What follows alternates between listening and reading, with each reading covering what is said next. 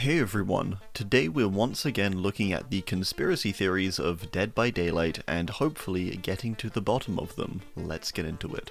Unknown predicted everything. This conspiracy, posted originally by user Insanity Major, goes that Unknown knew ahead of time many of the upcoming chapters or releases for Dead by Daylight, and it even referenced things about them far before they released, through various things such as voice lines, but also on Unknown's map, Greenville. I guess this could be expanded to elements of the All Things Wicked chapter can predict releases to some extent. Unknown came out in March 2024 and released alongside Sable and map Greenville. All the releases since then have been hinted at in some way through the contents of this chapter. Even the Dead by Daylight spin-off had a reference made, the casting of Frank Stone. If you head up to the projection room on Greenville Square and complete the generator in that room, a location from the casting of Frank Stone will appear in a short looping video on the cinema screen. Of course, this wasn't quite a spoiler or anything at the time, as we did know the game was upcoming. There's also been supposed references to Castlevania-style characters, a vampire, possible Vecna reference, and even a possible Kaneki reference quite plainly outside of the cinema itself. Looking at Unknown though, and we can see something quite interesting. The first release after Unknown was Dungeons & Dragons in June 2024 for Dead by Daylight's 8th year anniversary. This chapter was referenced via Unknown's voice lines, and specifically the one that goes,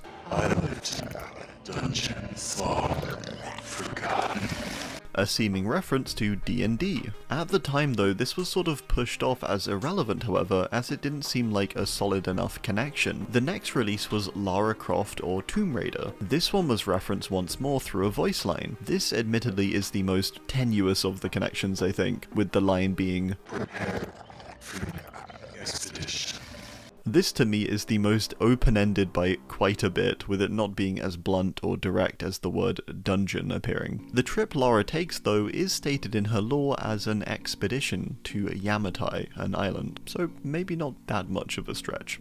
The next chapter after this was Castlevania. As I mentioned before, this did seem to get some reference on Greenville. However, when it came to voice lines from the unknown, there was nothing in particular. This is the one hole debatably in this theory, is that Castlevania doesn't seem to be accounted for. There is some theorizing that it's the line, "Have you seen my dog?" but obviously this makes a lot more sense for another chapter, this chapter being Houndmaster's Doomed Course. This chapter was the last of 2024 and would pair up well with the "Have you seen my dog?" voice line. Houndmaster loses her dog, Snug, during her lore when on a mysterious island. It's possible therefore that Unknown ran into Houndmaster in the fog somewhere, with her asking it if it had seen her dog, resulting in this voice line. So what could Castlevanias be? There's a few that could possibly reference Dracula, and mainly through references made about the night. Dracula likes to yap about being a creature of the night and stuff like that, so the line, "Why so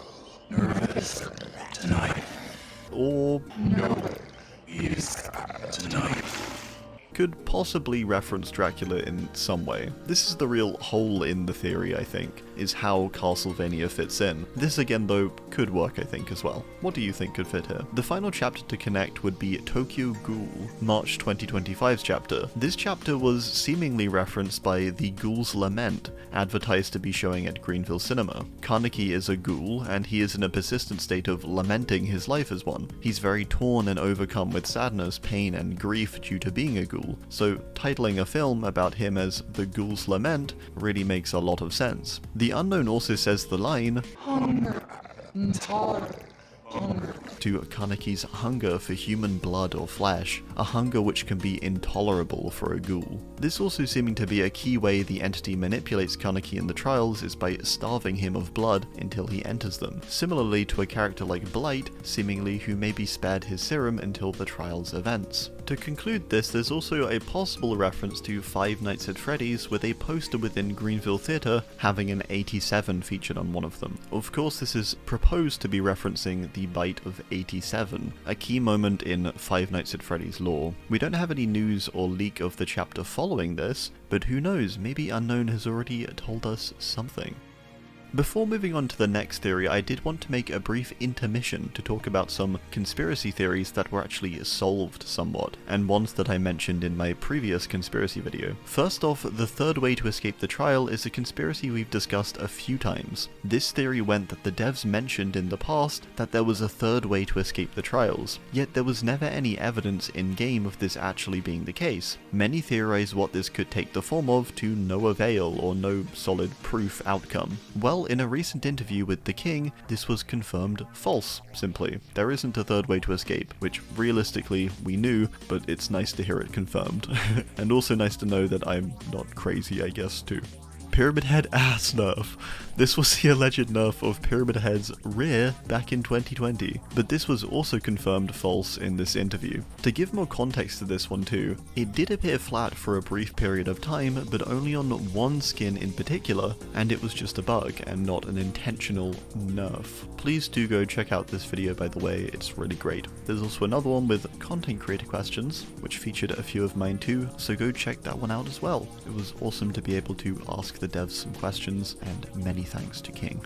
The entity's language and the possibility to translate it was also mentioned. The devs mentioned at one point this may have been a thing, but with time shifting and ideas changing, the language being unknowable was the goal instead, and so the entity's language doesn't have a direct translation. We do have a few entries in game which may mean something though, which I find quite interesting by the way, because in Vecna's lore, a key part of it is actually him translating the entity's language. This possibly gives more credibility to the fact that the entity was manipulating Vecna and allowed Vecna to do this purely to get him interested in the realm and to enter it on his own will. As we know now, there is no set language, so whatever Vecna did solve, the entity clearly set him up. In terms of the early years entity language text we got, I actually think someone called LXNAB TV from my previous conspiracy video had a really good theory, and the most accurate I've seen for these early days writings of the entity's language. This does definitely follow a logic too, so yeah, I think that makes sense.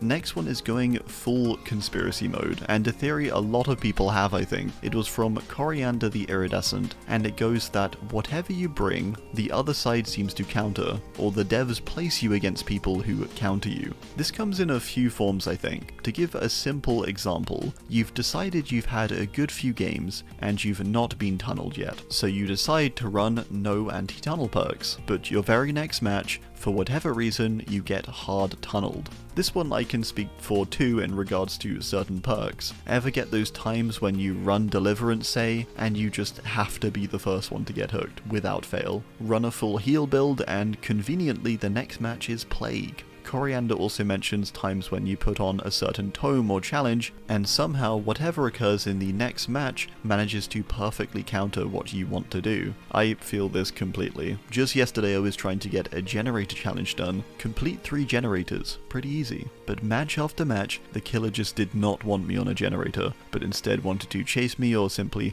occupy or slug me for most of the match. When I did finally get on some gens, 1 gen from completing the challenge after quite a few matches, and I get grabbed off of it at literally 99% progress. It's wild. I know this has happened to you too. Share your experience below. To go conspiracy mode though, what is this phenomenon of sorts that we experience here? Are the devs really rigging matches to cause perfect counters to appear? Well, if that were the case, it would mean for every time someone is perfectly countered, the other side is perfectly countering them. So all in all, it sort of evens out. There's probably lots of times too when you've done the same to other people, likely without knowing. In fact, probably without knowing. It's just one of those things, making false equivalencies within random occurrences or logic. It's funny to think the devs might be rigging it, but no, that's not the case.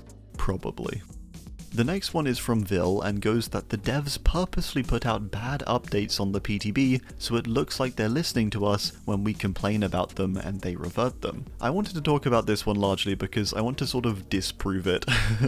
I've heard this sentiment thrown around a decent amount over the years, even in regards to non-PTB things like bugs or suggested changes that never make it to the PTB. I don't think this is true though, simply for the fact that it would be a huge waste of time.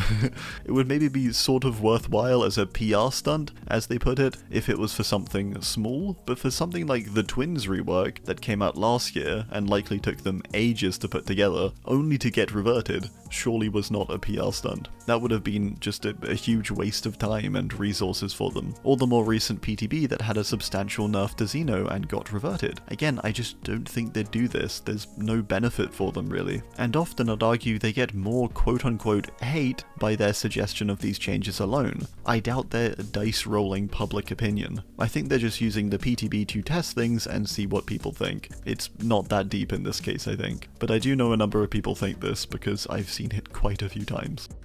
Next up from Lilu, Taurie sees through the crow's eyes. I thought this was a really cool one. It's the idea that with her training and knowledge of the realm and the entity, Taurie learnt before the trials that the crows were essentially the entity's eyes within them. Therefore, in the trials, after she's taken as what she views as a sacrifice, the entity grants her special abilities or favors. She does her invocation in the basement, the heart of the entity, and in return for her blood or being broken, it rewards her with the ability to actually tap into the crow's eyes and view out of them. This is why she's able to get the effect of the crows tracking where killers are, mentioned in Invocation, Treacherous Crows. There's even a quote they outlined which goes, "Remember your training, they taught you all about the crows." This is quite interesting as it does suggest she has a greater insight into the realm and specifically the crows and how to utilize them in this completely new way for the survivor side. Much like how she breaks the rules already with perks like Shoulder the Burden, and even a perk that allows you to heal yourself. Each of these have a sacrificial element too. You get broken in two of them,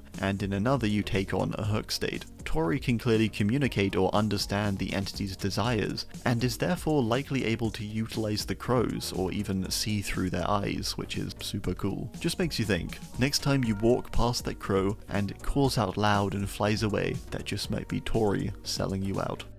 The last one today is from Meathead, and it's that the entity changes the size of survivors and killers when they enter the realm. I did want to discuss this very briefly as it does seem to just be the case, yes, so maybe not quite a conspiracy. However, I do think it is interesting why it does this. For characters like Nemesis, he shrunk considerably from the RE games, but then take characters like Legion or Hag and they're so much bigger. Hag may not look it, but it's because she's crouched over. Then go over to someone like Sadako and she's about the same size, or not that much bigger. There's also interesting cases such as Astri, the elf, where apparently due to her being an elf, she should actually be a lot taller than her in-game self. All of this is done therefore likely by the entity for some purpose. I think this conspiracy part here is just why though? What is the benefit to making Astri smaller, or making Nemesis smaller even? He's meant to be big and intimidating. It makes more sense maybe for someone like Legion to make them feel bigger and more imposing, but there's lots of cases too where they're enlarged or shrunk for no reason in particular seemingly. Let me know what you think of that one.